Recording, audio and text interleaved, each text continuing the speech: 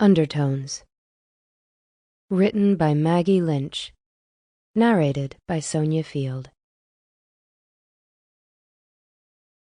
Chapter 1. Michele Scott's fingers flew over the strings as she plucked the last 8 bars of Black Mountain Rag on her bass. The vigorous applause from the 20 or 30 people in the audience washed over her, and she bowed with the rest of the band. The smell of beef barbecue wafted from the grill, making her mouth water and her stomach grumble. 10 hours since that piece of toast and coffee was a long time. No wonder she was hungry.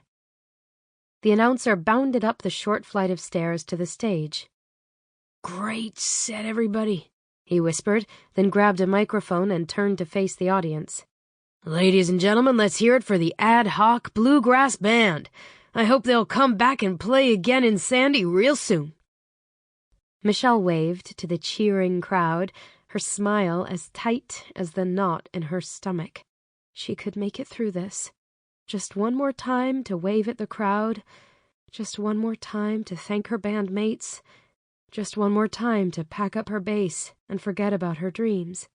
Then she could curl up at home with a triple scoop of Umpqua chocolate brownie thunder and cry her eyes out watching Demi Moore try to reconnect with Patrick Swayze's ghost. As the crowd dispersed, Michele picked up her bass and followed the other players behind the stage where they'd stacked their instrument cases. A tight grip on the bass, she hurried to her gig bag and laid it inside.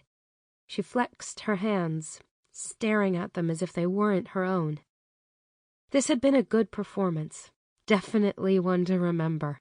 The vocals and instrumental breaks had been tight, and the sound system, thank God, had been high quality, always an unknown factor for a pickup band. She sighed. Time was up. 5 years gone with nothing to show for it except harder calluses and a lot of miles on her car. Oh, but how she loved it. Maybe... No. She shook her head hard. A promise was a promise. Her time was up. She'd given herself exactly 5 years to make it in bluegrass and swore she'd find a real job if she couldn't support herself by then. And here she was, flat broke. It was time to face the truth. She dug her fingernails into her fist as she choked back tears. She could get through this. It's not like she'd never play again. It would just become a hobby. She forced herself to stand tall and pasted on a smile as the other musicians exchanged praises and Sample complete. Ready to continue?